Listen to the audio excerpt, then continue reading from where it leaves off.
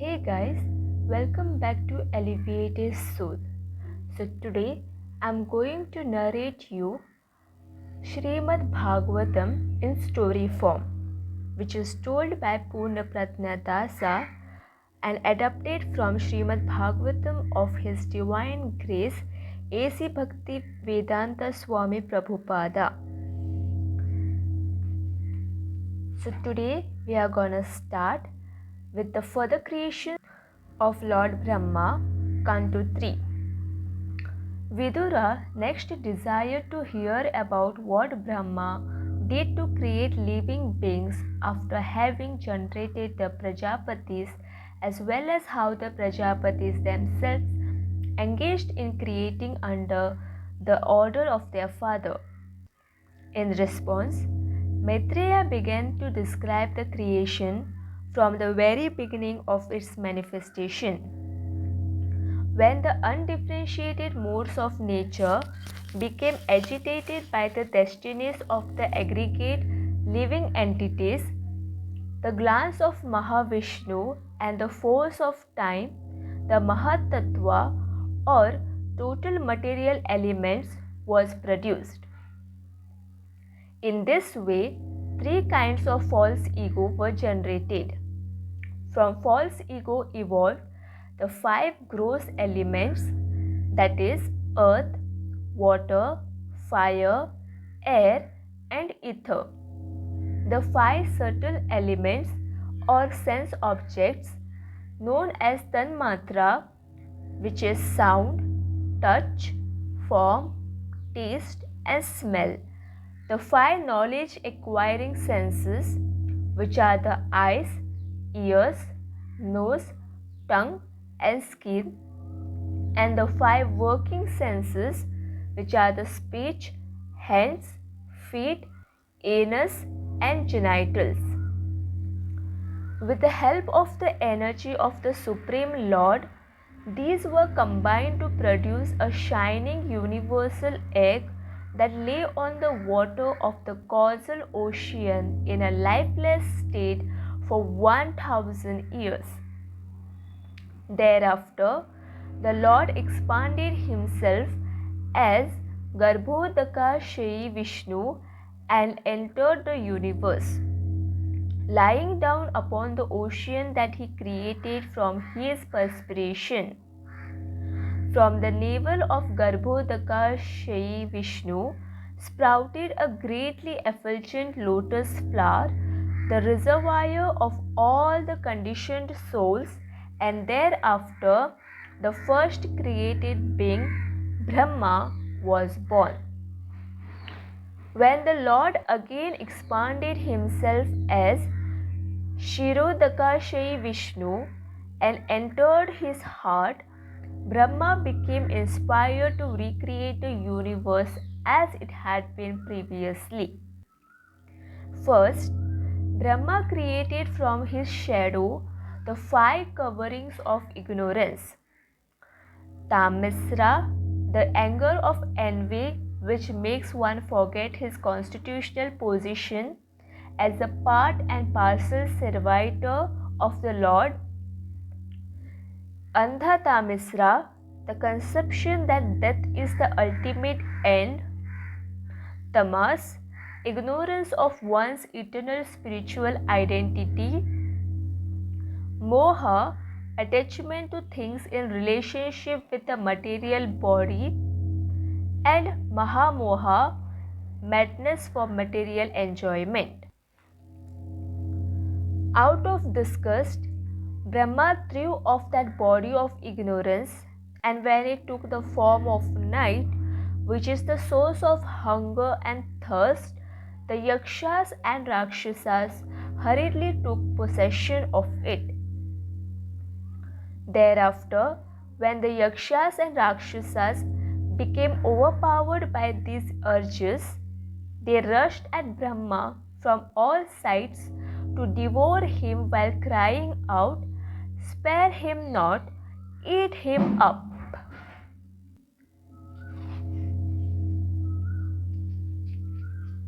Becoming full of anxiety, Brahma pleaded, You are the first creations from my body, and thus you are my sons. Instead of eating me, give me protection. The ones that said that Brahma should be eaten were thereafter called Yakshas, and the ones who said that he should not be protected were called Rakshasas. Brahma next created the chief demigods, who shone with the glory of goodness when he put before them the effulgent form of daytime. The demigods sportingly took possession of it. The demons were then created from Brahma's back, and because they were too lusty, they immediately approached him for copulation. At first, Brahma laughed at their stupidity, but as the shameless asuras closed in on him, he became angry and fearful and hurriedly approached Lord Vishnu for protection. After hearing of Brahma's plight, the Lord ordered him to cast off his impure body. When Brahma did this, or in other words, when he gave up that particular mentality, it took the form of evening twilight, a time that kindles passion. Being dominated by the mode of passion, the demons imagined it to be a very beautiful woman. Her feet resounded with the tinkling of ankle bells, and her eyes were wide with intoxication. Her wide hips were covered by a fine cloth, and her breast, which was so plump that no space remained between them, projected upwards because of their clinging together. A lovely smile adorned her beautiful face, and she cast a playful glance upon the asuras while apparently covering herself out of shyness. Upon seeing this girl, all the demons became infatuated with sex desire, and so they began praising her beauty very highly. While treating her very respectfully, the demons said, "Who are you, O pretty one? Why have you come before us so tantalizingly, displaying the priceless commodity of your feminine beauty? While playing with a ball, you have greatly agitated our minds by your lovely movements.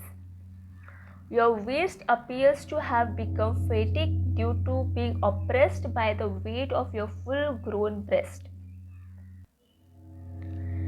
Their understanding having thus become clouded, the demons suddenly seized the evening twilight, just as moths rush into a fire, for they took it to be the alluring form of a beautiful woman. Then, with a laugh that was full of deep significance, Brahma next evolved hosts of Gandharvas and Apsaras from his personal loveliness. When he gave up that shining and beloved form of moonlight, Vishwavasu and other Gandharvas took possession of it.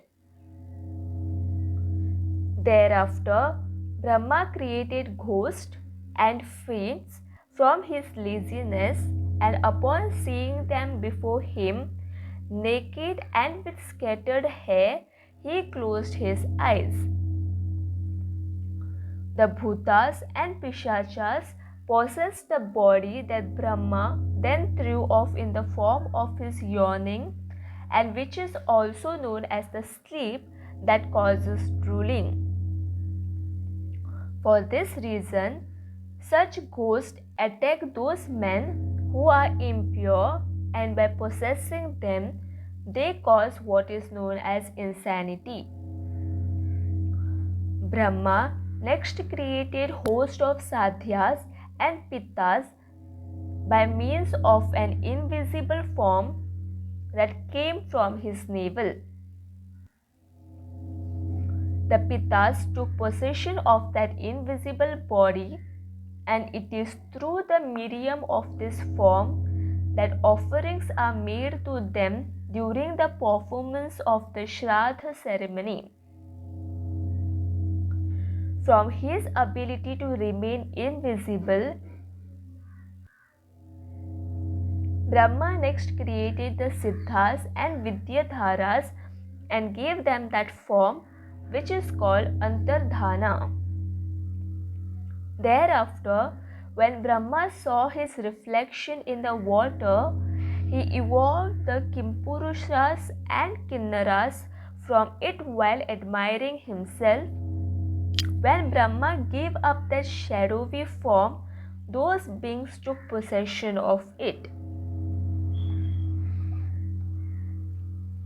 Once, while lying down, Brahma became anxious while thinking about how the work of creation was not progressing properly. In that depressed state, he gave up his body, and the hair that dropped to the ground transformed into snakes. Then fierce Nagas sprang out from that body as it crawled along the ground with contracted limbs. One day, when Brahma felt as if the object of his life had been accomplished, he evolved the Manus from his mind and gave them his own human form. The demigods, Gandharvas and others who had already been created applauded Brahma by saying, "O Creator, what you have produced is well done." Since ritualistic performance will now be established in human society, we shall all share the sacrificial oblations. Thereafter, Brahma created great sages that would set the example of how to act for spiritual elevation. Unto each of these sons, he gave a part of his body, each of which were variously endowed with the qualities of deep meditation, yoga, mystic powers, austerity, knowledge, and renunciation. With this, we end this session. Thank you.